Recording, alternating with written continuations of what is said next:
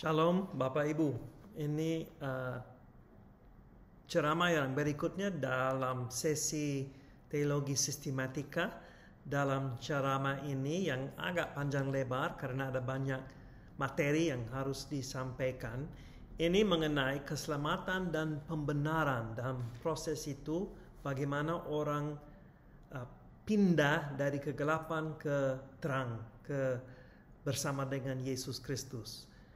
Ceramah ini berdasarkan dari sumber-sumber Systematic Theology oleh Wayne Grudem, dan ada buku yang agak baru beberapa tahun yang lalu ditulis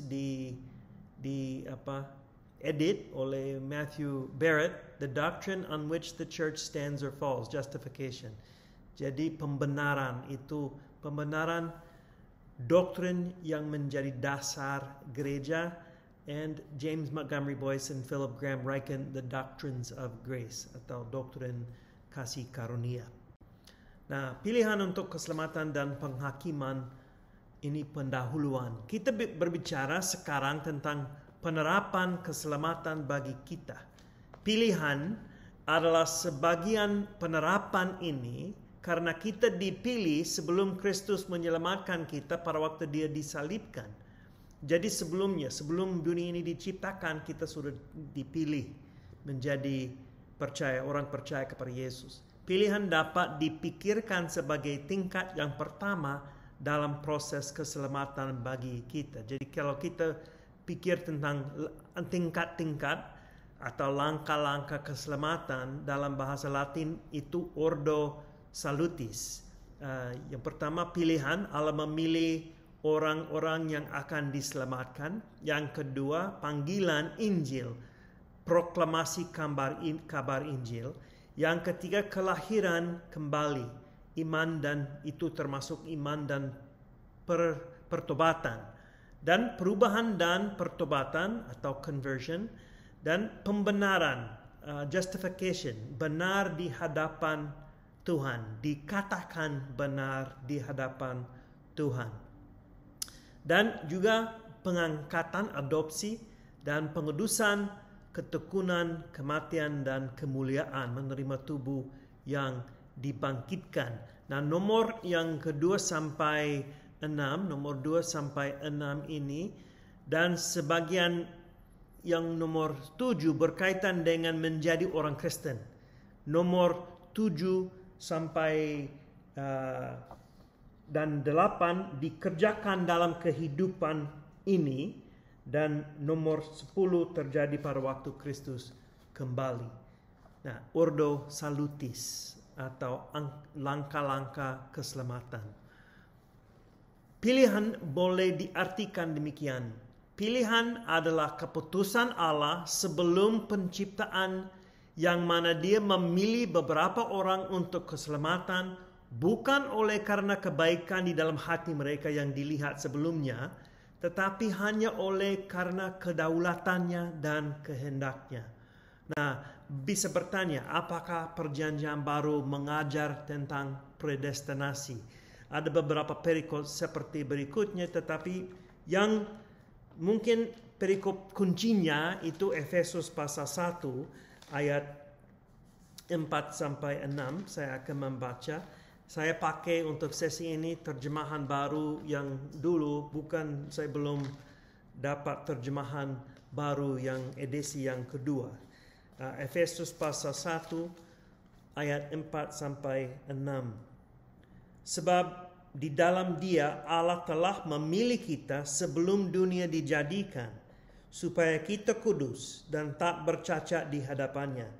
Dalam kasih ia telah menentukan kita dari semula oleh Yesus Kristus untuk menjadi anak-anaknya sesuai dengan kerelaan kehendaknya, supaya terpujilah kasih karunia-Nya yang mulia yang dikaruniakannya kepada kita di dalam Dia yang dikasihinya. Dan ayat yang ke-12, supaya kami yang sebelumnya telah menaruh harapan pada Kristus boleh menjadi puji-pujian bagi kemuliaannya. Dan Bapak Ibu bisa membaca teks-teks yang lain yang ada di dalam PowerPoint, karena ada cukup banyak teks yang cukup jelas ya tentang predestinasi Allah yang memilih kita sebelum dunia ini diciptakan. Nah, bagaimana pengajaran predestinasi disampaikan di dalam Perjanjian Baru, di dalam Roma pasal 8 sebagai sesuatu yang dapat menghibur kita, bahwa kita tahu kita sudah dipilih oleh Tuhan. Sebagai alasan untuk memuji Allah, Efesus sudah dibaca, Efesus 1, 2 Tesalonika pasal 2 ayat 13, Paulus harus mengucap syukur kepada Allah karena dia tahu bahwa keselamatan jemaat Tesalonika ada karena pilihan Allah. Jadi kita bisa memuji Allah oleh karena pilihan ini. Pujian kepada Allah naik dan kesombongan manusia turun. Sebagai dorongan untuk menginjili. Jadi sebenarnya doktrin pilihan mendorong kita untuk menginjili. Mana kita memancing ikan karena kita akan berhasil. Karena ada ikan manusia yang sudah terpilih. Seperti yang dikatakan Yesus kepada Paulus di Korintus. Masih ada banyak orang di kota ini yang dimiliki saya, yang Yesus akan menyelamatkan. Jadi sudah dipilih. Nah, kita harus memperbaiki kesalahpahaman tentang doktrin pilihan. Ada salah satu fatalisme, pilihan manusia sia-sia karena semua sudah ditentukan, atau mekanisme. Alam semesta seperti mesin dan dimulaikan sejak semula. Manusia seperti robot dalam alam semesta ini. Ini kesalahpahaman terhadap doktrin pilihan. Tetapi ada gambaran yang jauh berbeda dalam Perjanjian Baru. Kita adalah orang pribadi dijadikan oleh Allah yang mengasihi kita. Seorang pribadi tidak mengasihi sebuah mesin. Ya. Jadi kita orang pribadi, bukan mesin, bukan robot. Karena kita dikasihi Allah.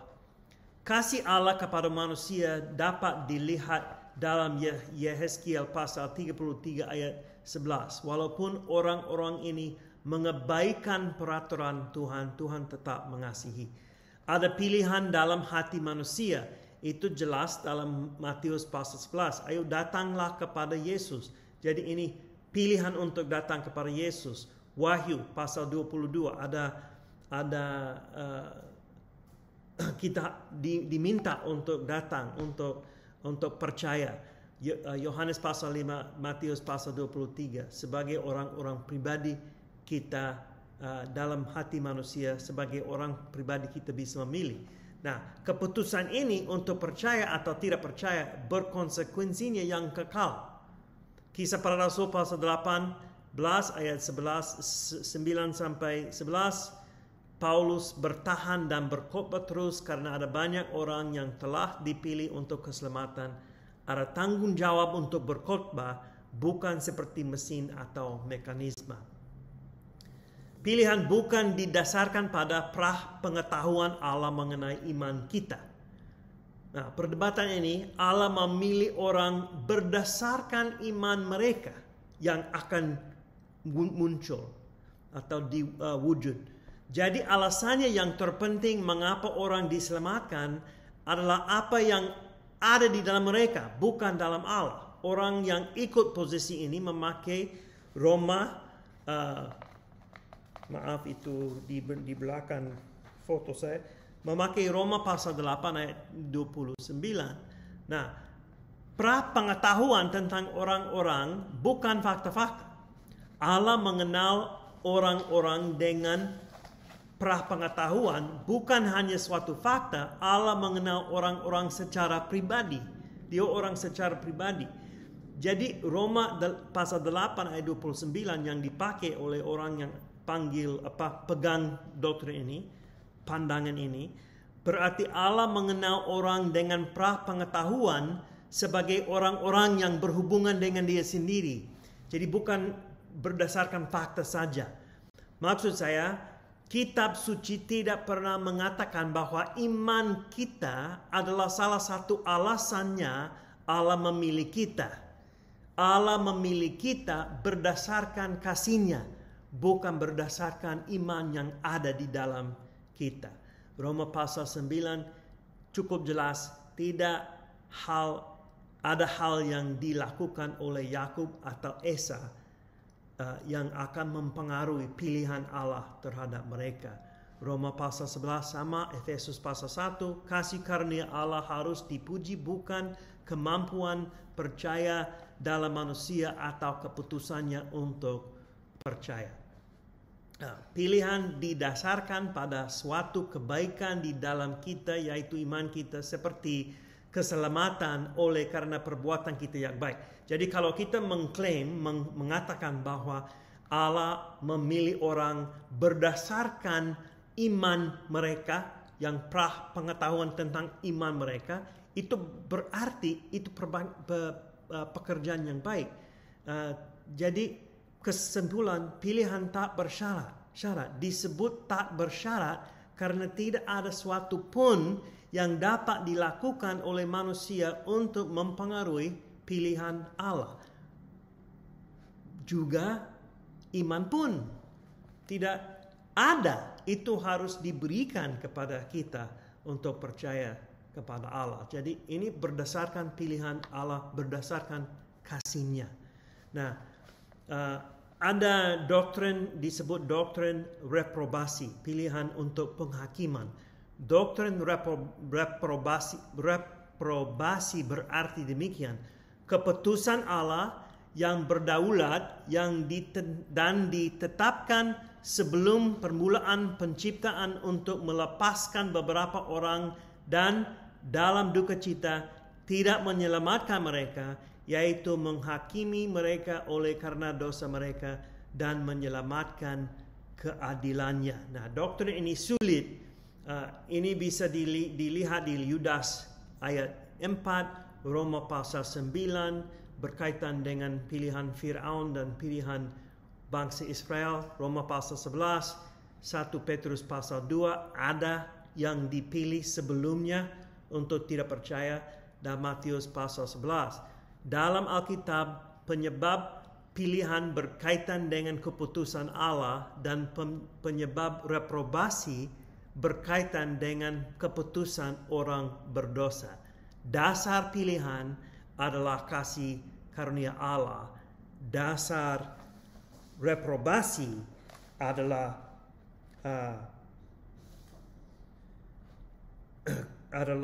keadilan Allah. Ya, sekali lagi, dasar pilihan adalah kasih karunia Allah. Dasar reprobasi adalah keadilan Allah. Nah, jadi seperti yang sudah kita diskusi, ada tingkat-tingkat dalam keselamatan kita. Yang pertama, ada panggilan kita setelah kita telah dipilih. Jadi kita dipilih dan kita dipanggil. Roma pasal 8 ayat 30. Roma pasal 8 ayat 30. Dan mereka yang ditentukannya dari semula, mereka itu juga dipanggilnya. Dan mereka yang dipanggilnya, mereka itu juga dibenarkannya. Dan mereka yang dibenarkannya, mereka itu juga dimuliakannya. Jadi dibahas di situ beberapa langkah, beberapa tingkat dalam ordo salutis atau tingkat keselamatan. Nah, ini panggilan yang efektif. Panggilan ini tindakan Allah, dipanggilnya, dibenarkannya, dimuliakannya. Ini tindakan, ini inisiatif Allah. Ada ayat-ayat yang menjelaskan panggilan ini. 1 Petrus pasal 2 ayat 9, keluar dari kegelapan kepada terang yang ajaib. Jadi pindah dari kegelapan ke terang.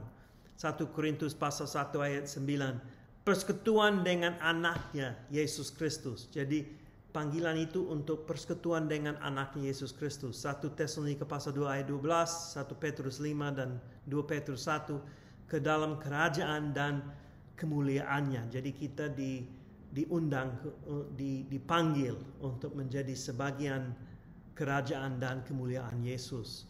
Nah, orang-orang yang dipanggil Tuhan menjadi milik Kristus, dijadikan orang-orang kudus, hidup dalam damai sejahtera, kebebasan, pengharapan, kekudusan, ketekunan dalam penderitaan, dan hidup yang kekal. Jadi ini luar biasa panggilan ini.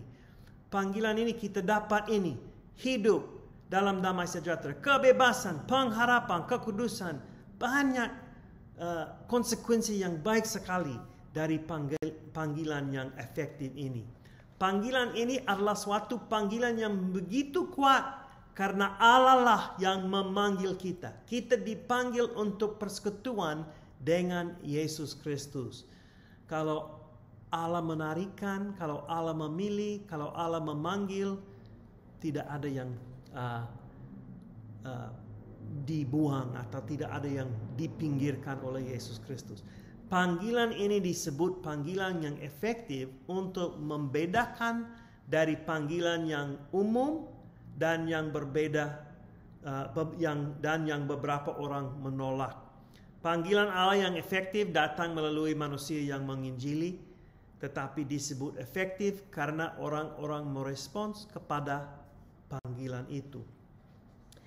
Kita dapat mengartikan panggilan efektif begini. Suatu perbuatan Allah Bapa yang berbicara melalui proklamasi Injil, yang mana Dia menarikan orang-orang kepadanya sehingga mereka merespons dengan iman. Respons ini harus rela dan pribadi. Itu sebabnya doa sangat penting dalam panggilan yang efektif dan berdampak. Allah harus bekerja di dalam hati orang-orang. Contohnya Lydia, itu bisa dibaca nanti. Kisah Para Rasul pasal 16 ayat 14. Tuhan panggil dia. Ya, oke. Jadi usul-usul panggilan Injil, penjelasan tentang fakta-fakta mengenai keselamatan. Ada beberapa fakta dalam mengenai keselamatan. Yang pertama, semua orang berbuat dosa. Semua orang berbuat dosa, jadi semua orang perlu dengar Injil. Karena semua orang berbuat dosa dan hilang. Upah dosa ialah maut. Ialah maut. Tidak ada pilihan lagi.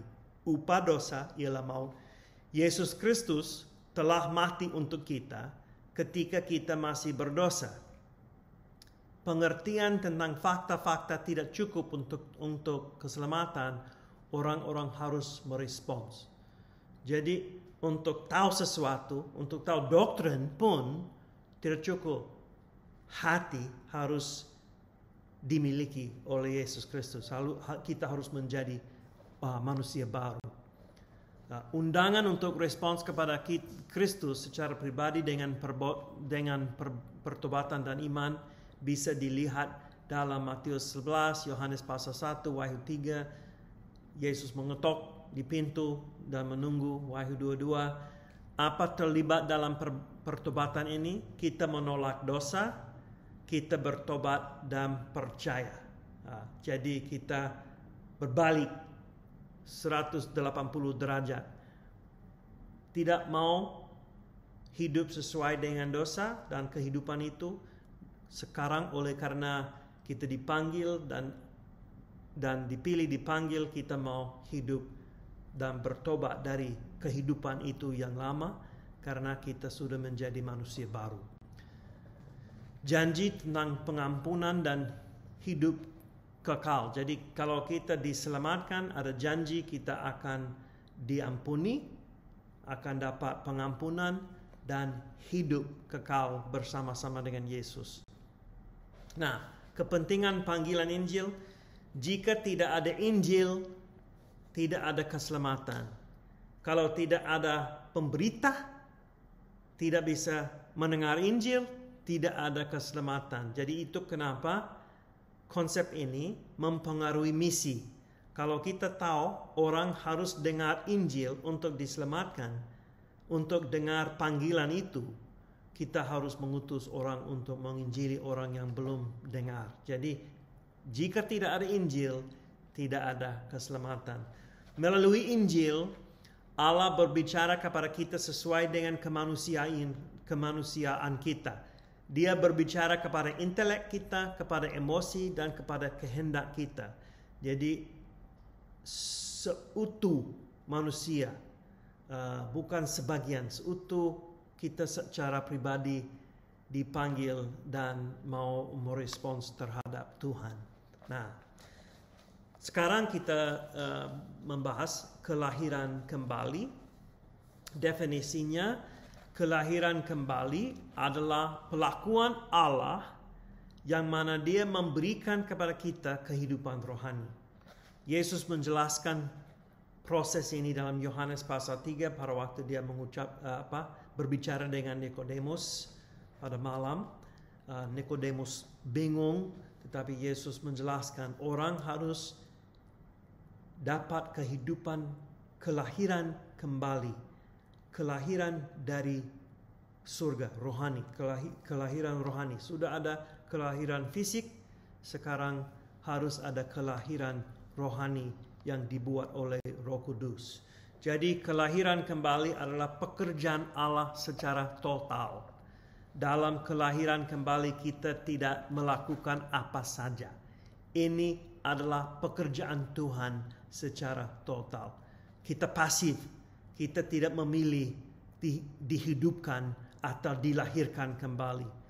Ini pekerjaan Allah, ini dinubuatkan dalam Yehezkiel pasal 36. Allah Bapa dan Roh Kudus membuat kelahiran kembali ini. Kita sudah mati sebelum Kristus, kita mati di dalam dosa dan pelanggaran. Jadi orang yang mati tidak bisa hidup kembali. Jadi Roh Kudus menghidupi orang supaya orang itu bisa dapat kelahiran kembali. Hubungan di antara panggilan yang efektif dan kelahiran kembali. Panggilan efektif adalah Allah Bapa berbicara dengan kuat kepada kita. Kelahiran kembali adalah Allah Bapa dan Roh Kudus bekerja dengan kuat di dalam kita untuk menghidupkan kita. Hal-hal ini kadang-kadang terjadi pada waktu yang sama. Kadang-kadang kita harus menerima kelahiran kembali sebelum kita merespons kepada panggilan Allah yang efektif. Sepertinya kehendak, pikiran, kerelaan itu mati. Jadi itu harus dihidupi, diberikan kehidupan, kelahiran kembali supaya kita bisa merespons. Jadi semuanya itu, maksud saya semuanya itu inisiatif Allah dan kasih karunia dari Allah. Nah, hakikat kelahiran kembali agak misterius dan dari sisi pandangan kita, Yesus menjelaskan itu seperti angin. Kelahiran kembali adalah sesuatu yang mempengaruhi orang pribadi secara lengkap. Manusia baru, manusia yang lama sudah mati, manusia baru sudah ada hidup. Peristiwa ini adalah suatu peristiwa yang langsung dijadikan dan hanya satu kali saja kita mati saat itu, kita hidup saat ini. Kita kurang pasti kapan-kapan saat itu terjadi, tetapi yang pasti dulu mati, sekarang hidup. Kelahiran kembali mendahului iman yang menyelamatkan. Nah, ini penting. Pekerjaan Allah memberikan kemampuan kepada orang untuk merespons kepada Allah dalam iman, dengan iman. Tetapi kadang-kadang pada waktu yang sama, tidak terlalu penting untuk membedakan saat ini, khususnya dari perspektif pandangan kita. Jadi kita dihidupi, kita diberikan kelahiran kembali dan percaya. Tetapi yang penting dari firman Tuhan itu jelas, itu inisiatif Allah, itu kasih karunia dari Allah dalam proses itu. Kita merespons kepada Allah oleh karena kita sudah menerima kelahiran kembali. Dan yang terakhir dalam topik kelahiran kembali ini, kelahiran kembali harus menyebabkan akibat yang baik dalam kehidupan. Pola-pola hidup lama sudah berubah, kita akan mengasihi, kita dibebaskan dari setan dan roh-roh jahat. Hal-hal ini akan menyertai keselamatan kita dengan pasti, dan pasti ada buah-buah roh. Jadi kelahiran kembali termasuk perubahan di dalam kehidupan kita, dalam pola hidup, dalam tindakan, dalam cara pikiran, dalam kehendak, dalam emosi. Semuanya itu ada dampak dari kelahiran kembali. Karena kita manusia baru. Jadi manusia baru berbeda sekali dan akan berbuat buah oleh karena Tuhan dan untuk kemuliaannya. Nah, sekarang kita lihat pertobatan dan iman. Dulu kita berdiskusi tentang bagaimana Allah bekerja dalam kita dan pekerjaan Roh Kudus dalam kelahiran kembali. Sekarang kita menyelidiki respons atau jawaban kita kepada panggilan Injil. Pertobatan dapat didefinisikan demikian, diartikan demikian, yaitu respons kita yang rela kepada panggilan Injil, yang mana kita bertobat dari dosa kita dan percaya kepada Kristus untuk keselamatan. Perubahan atau conversion berarti pembalikan, yaitu terbalik dari dosa dan kepada Yesus Kristus 180 derajat. Terbalik dari dosa disebut pertobatan. Kedatangan kepada Kristus disebut kepercayaan. Kepercayaan atau iman. Kepercayaan dan pertobatan harus diputuskan bersama-sama. Nah, jadi iman yang menyelamatkan mencakup pengetahuan, pengakuan, dan kepercayaan. Pengetahuan sendiri tidak cukup. Pasti kita perlu mengetahui siapakah Kristus dan apa yang Dia lakukan, pasti. Tetapi pengetahuan tentang fakta-fakta kurang cukup. Banyak orang sudah mengetahui hukum Allah tetapi tidak mengikutinya. Yakobus pasal 1, roh-roh jahat, setan pun mengenal dan mengerti siapakah Allah tetapi dia tidak diselamatkan. Jadi pengetahuan itu penting tetapi tidak cukup. Pengetahuan dan pengakuan tidak cukup.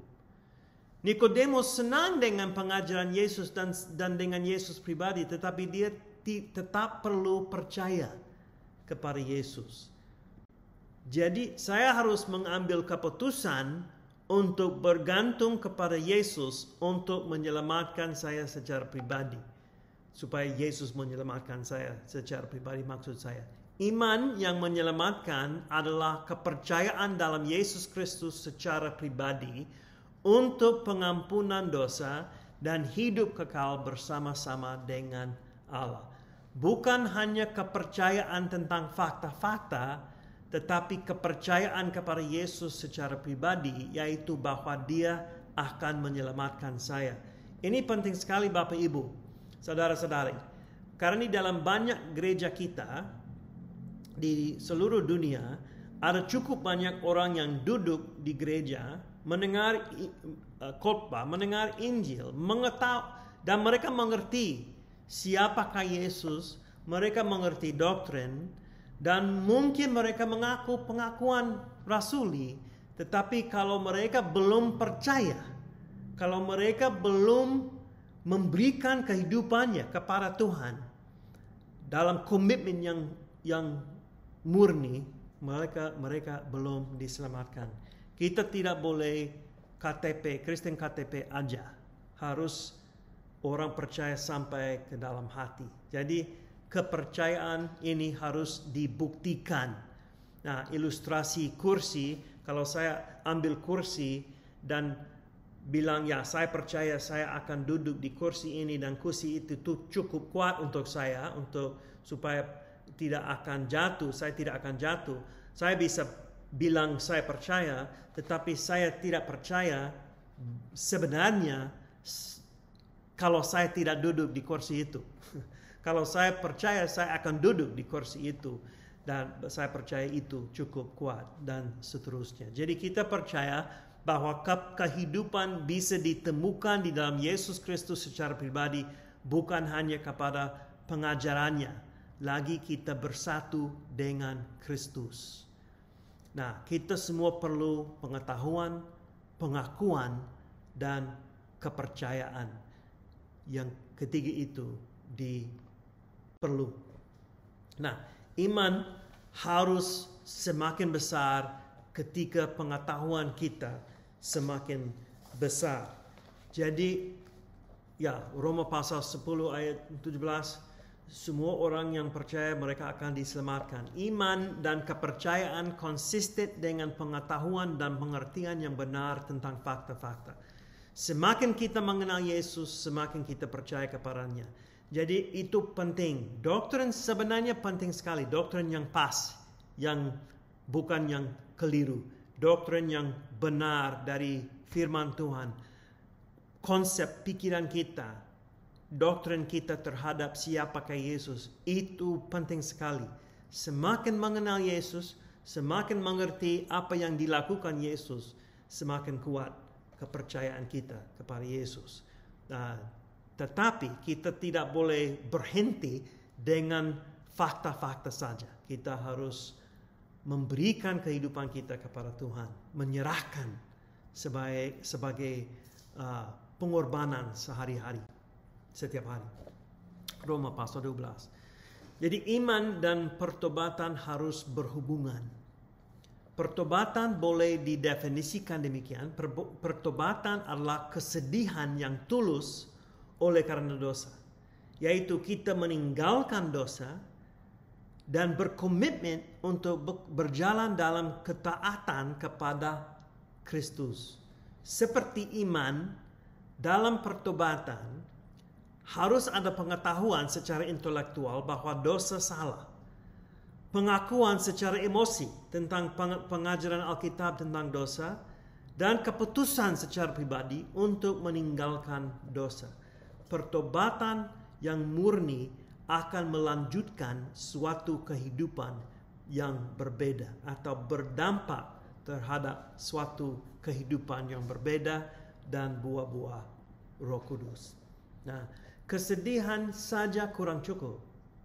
Jadi kita bisa sedih saja tentang dosa, tetapi kalau tidak ada respons, tidak cukup. Kesedihan yang tulus harus disertai oleh keputusan untuk meninggalkan dosa.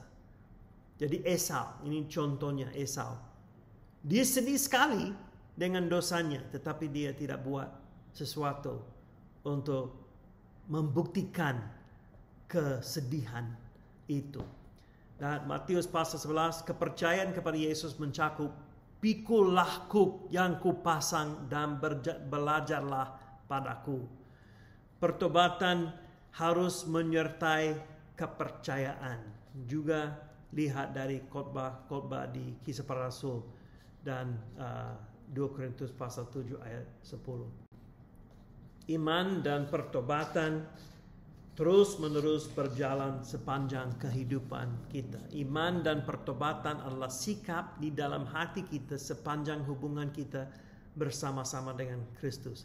Sikap tidak berarti kita tidak akan berbuat dosa, tetapi bagaimana sikapnya. Kita akan jatuh, betul. Tidak berarti keselamatan itu hilang, karena sikapnya, keinginannya ada dari Roh Kudus itu dibenihi di dalam hati kita. Sikapnya, kemauan, keinginan untuk hidup, untuk memuliakan Tuhan. Nah, itu berkaitan dengan itu adalah pembenaran.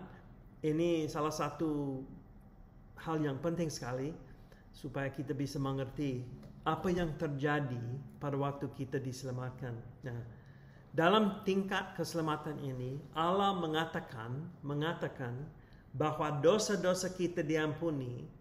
Inilah sesuatu atau suatu pernyataan yang legal, hukum. Jadi Roma pasal 3 ayat 26, ayat kunci ini, mungkin saya baca 21 sampai 26. Tetapi sekarang, tanpa hukum Taurat, kebenaran Allah telah dinyatakan seperti yang disaksikan dalam kitab Taurat dan kitab-kitab para nabi. Jadi semua perjanjian lama mengacu kepada ini. bernubuat atau seperti bayangan, yaitu kebenaran Allah karena iman dalam Yesus Kristus bagi semua orang percaya, sebab tidak ada perbedaan, karena semua yang telah berbuat dosa dan telah kehilangan kemuliaan Allah, dan oleh kasih karunia telah dibenarkan dengan cuma-cuma karena penebusan dalam Kristus Yesus.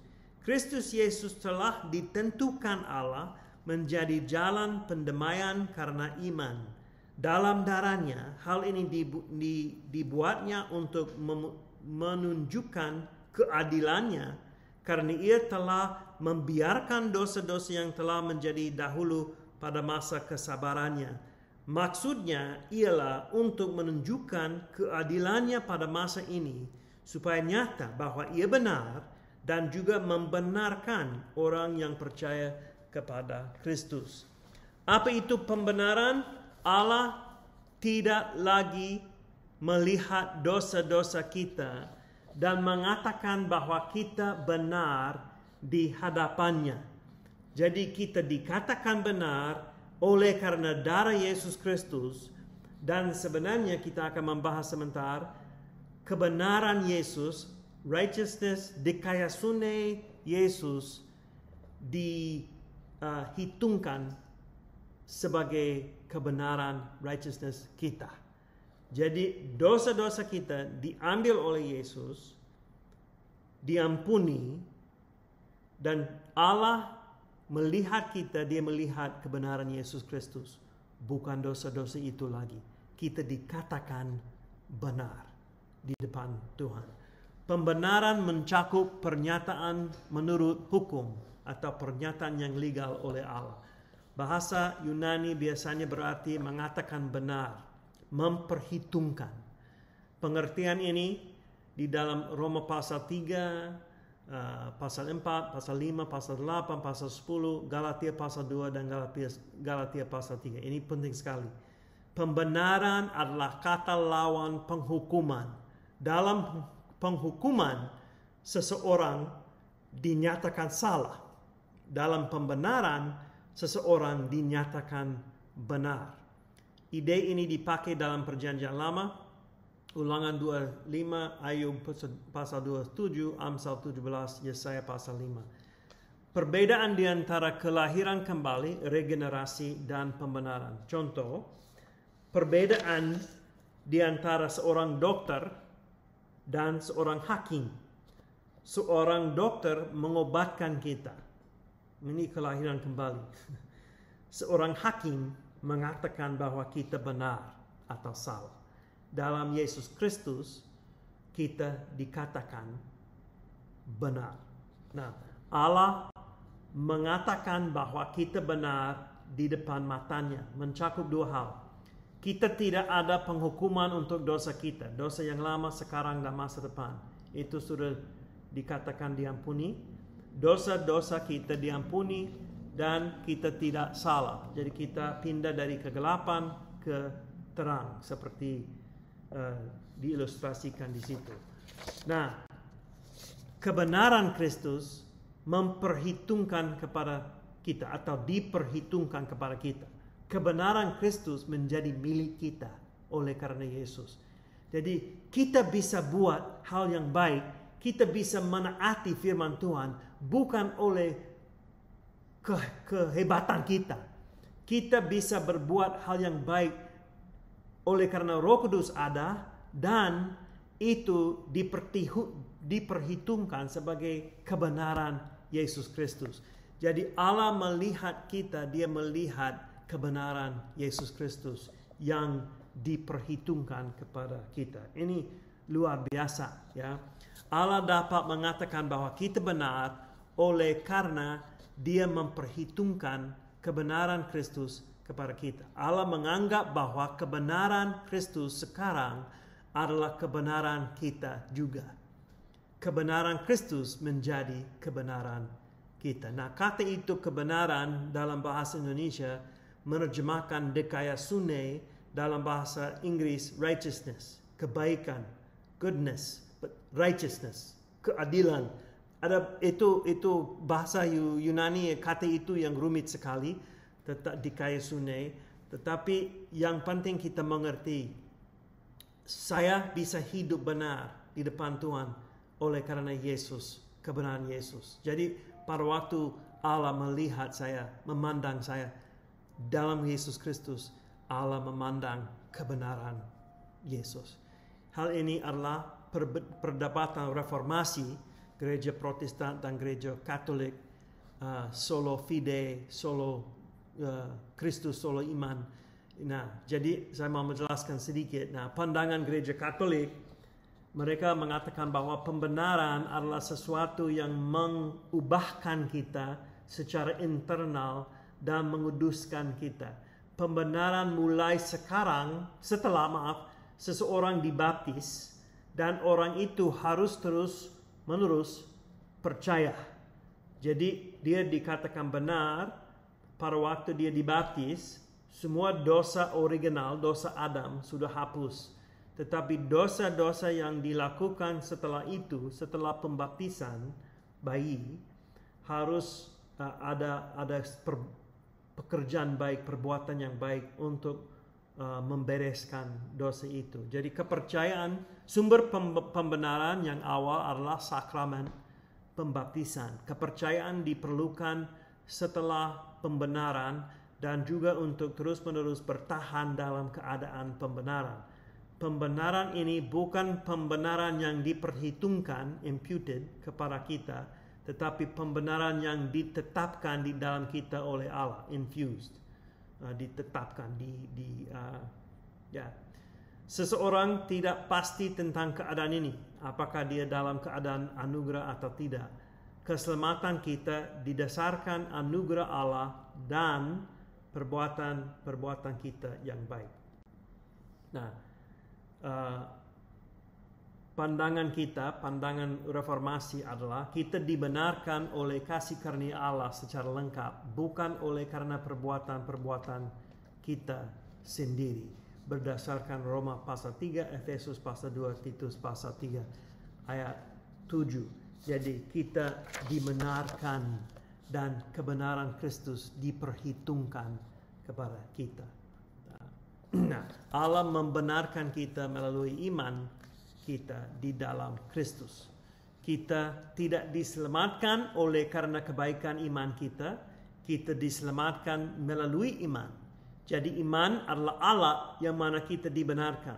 Bukan suatu perbuatan yang melayakkan kita di hadapan Allah. Kita dibenarkan hanya oleh karena pekerjaan Kristus. Kepercayaan adalah lawan bermegah diri atau percaya diri. Jadi kita tidak bisa bermegah, tidak bisa sombong di depan Tuhan, karena semuanya itu dari Allah sebagai hadiah. Bagaimana surat Yakobus? Nah, surat Yakobus tidak berkontradiksi atau tidak melawan surat Paulus. Orang yang mengaku kepercayaan di dalam Kristus, tetapi buah-buahnya tidak ada. Nah, ini masalah di situ. Perbuatan-perbuatan harus berasal dari iman kita. Kalau kita tidak melakukan perbuatan-perbuatan yang baik, kita harus menyelidiki hati kita. Dengan kata lain, kalau tidak ada buah, mungkin tidak ada iman. Jadi ini maksud Yakobus. Kalau iman itu murni, seharusnya ada buah-buah, ada pekerjaan yang baik. Yakobus tidak bertentangan dengan Paulus. Paulus mau mengutamakan kasih karunia, tetapi dia juga mengutamakan kekudusan antara gereja. Contoh buah-buah roh. Jadi harus meninggalkan dosa yang lama dan pegang kebenaran dan karakter dari Kristus. Dan yang terakhir, Yakobus mendefinisikan iman sebagai pernyataan intelektual saja. Dengan kata lain, iman dalam Yakobus dipakai untuk apa yang dikatakan. Perbuatan dipakai untuk apa yang dilakukan. Bukti untuk iman adalah perbuatan yang baik. Tetapi Yakobus tidak pernah berkata bahwa perbuatan yang baik adalah sumber untuk iman. Perbuatan yang baik menyempurnakan iman. Nah, ketaatan Abraham di dalam Kejadian menyempurnakan iman Abraham di dalam Kejadian 17. Jadi pada waktu dia siap untuk mengorbankan anaknya, Kejadian pasal 22, itu menyempurnakan imannya, membuktikan bahwa iman itu murni. Jadi keselamatan sangat penting.